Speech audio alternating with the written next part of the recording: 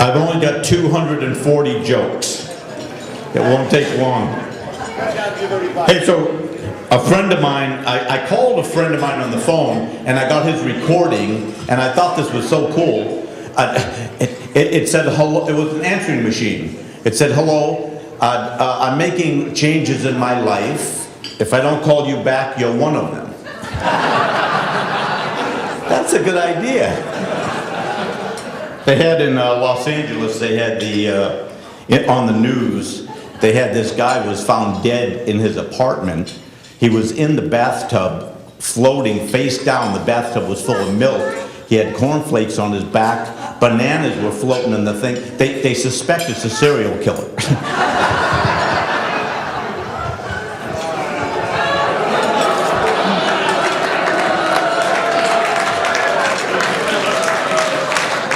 I mean, what else can it be?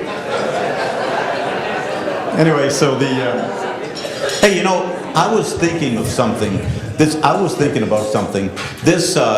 You know how they have these big airplane crashes and then they find that they recover the black box? Well, why don't they just make the whole airplane out of that stuff?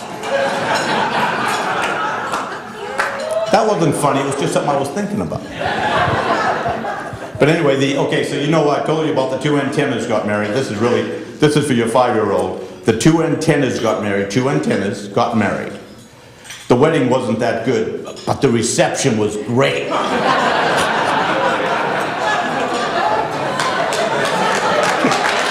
The reception was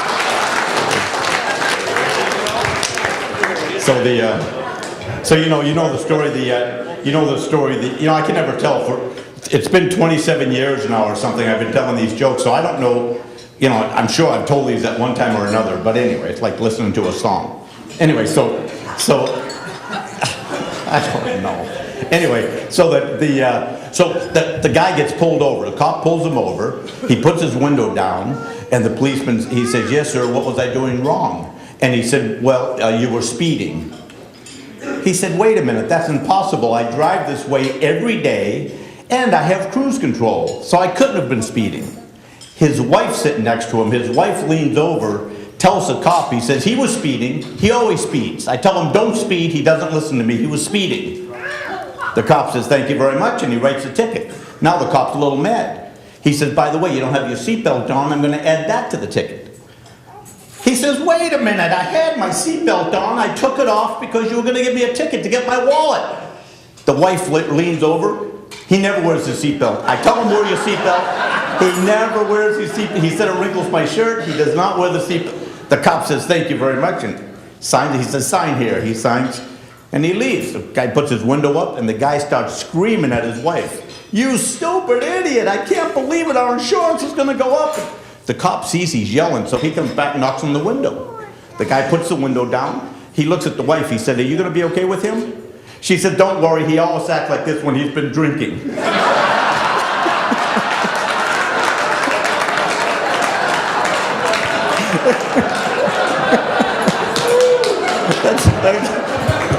Okay.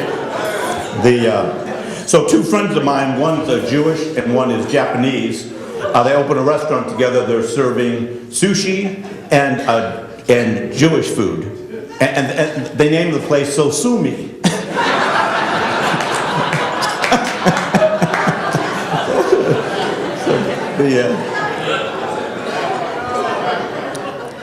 Lady Godiva, do you know the last words that Lady Godiva's husband said to her?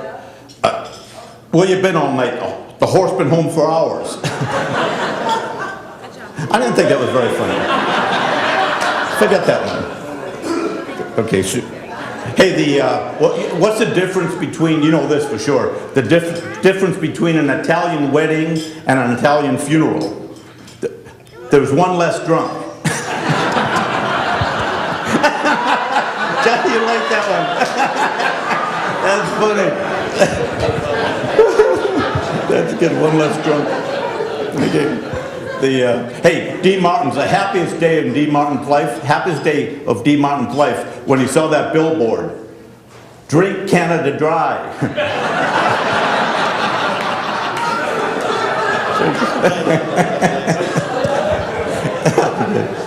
So I have another one. Oh, hey, of course, you know how the New Yorker gives mouth-to-mouth resuscitation? Get up before you die. That's how they do it up there. Check it out sometime. In Massachusetts, this is really a drag. They passed the death penalty in Massachusetts. Now, if you want to kill someone, you have to go up to New Hampshire or down to Rhode Island. They make things so inconvenient for people. I tell you, that's an Italian joke. What? You know why Italians have no necks? What? No necks. Okay, I'm not going to explain. So anyway, so do you know why they call the heartland? Because the brain is not there. No, but I was in Lubbock, Texas. You know Lubbock, Texas? They say the wind blows every day in Lubbock, Texas. As a matter of fact, they said one day the wind stopped blowing, everybody fell down. Okay, isn't that just funny? They go up and down, it's going back up. I actually dated a girl from Lubbock, Texas one time when I was a kid, and the father calls me over. He says, I want her home by 8:15. I said, cool. I brought her back the middle of August. What's wrong? What are you so upset about? I don't know. Anyway, just try to listen. Anyway, but when I die, someday when I die, I want to die in my sleep, peaceful. Not yelling and screaming. Let me start over again. When I die, I want to die peaceful in my sleep, like my uncle. I blew the joke. Like my uncle, not yelling and screaming like the people that were in his car. That's how it goes. But I blew it. I don't mind admitting it. Okay. Anyway, so this is coming to an end. It's coming to an end, I promise. Take it easy. Okay, but anyway, so Tammy Faye Baker, of course she died, everyone knows. They removed her makeup and they found Jimmy Hoffa. That's good.